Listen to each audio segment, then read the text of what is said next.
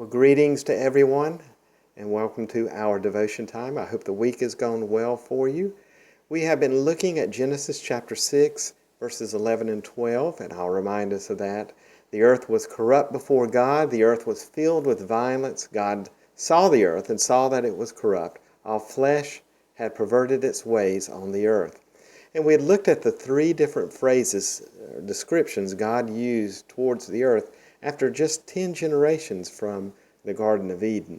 And we see that God called the earth corrupt, filled with violence, and now perverted in its ways on the earth. And that's the phrase we want to look at today.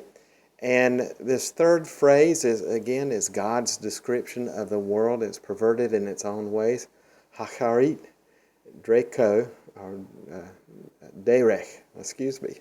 I'm not great at Hebrew, and obviously I'm sure I pronounced it poorly here, but that is the Hebrew word there, and it's a verb. We've seen this verb before. I've talked about it before, and it's Hebrew in the Strong's Concordance. You'll see on the Hebrew section 700 or 7,843, 7843, shachat.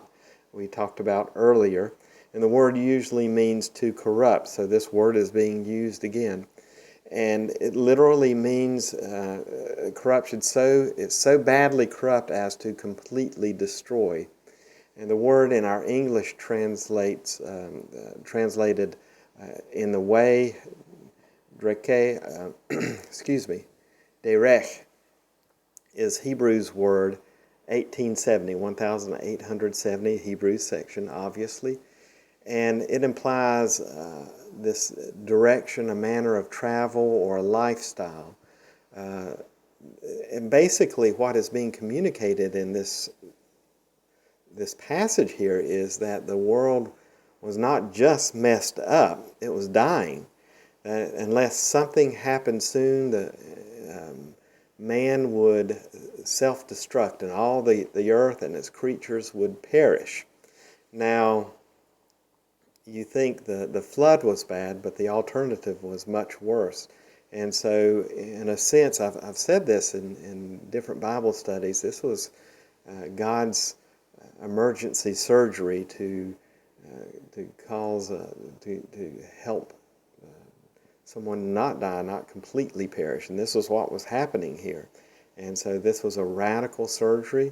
You think of it in a sense of, as we've talked before, maybe someone having to lose a limb in order to save a life, or lose an eye to save a life. That was kind of the radical surgery that God was going through here with the flood. And we'll talk about this more in our coming devotions. But I want us to think about that, because I think we hear so many times, and maybe it's gone through our head, why would God send this flood that seems so cruel for him to flood the earth with these people? We understand that they're evil, but why the flood? That just seems so violent. But this radical surgery, I guess we could call it radical violence, had to happen in order to save lives, to save creation. And I want us to think about that. God, I know that God does not take pleasure in our suffering. And suffering comes from sin. It comes out of evil, but sometimes suffering comes out of consequences of the sins that we have done or others have committed. And we have to walk through this. This doesn't mean that God wants it to happen to us. It happens because sin has to have an answer. There has to be consequences to the ugliness that happens in our world. Now, obviously, we can fall on the grace of God and things change. You remember King David's prayer when his son was dying. And God said he's not going to turn from that the sin that David committed, this was a result of that. And David began to pray. He said, who knows, God may change his mind. So that's not an out to not pray and to ask for mercy, but we need to realize that there are consequences to sin.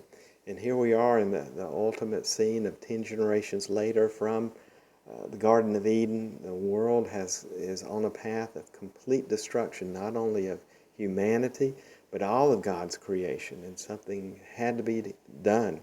And God stepped in His the grace that came through a flood. And again, we'll talk about that next week.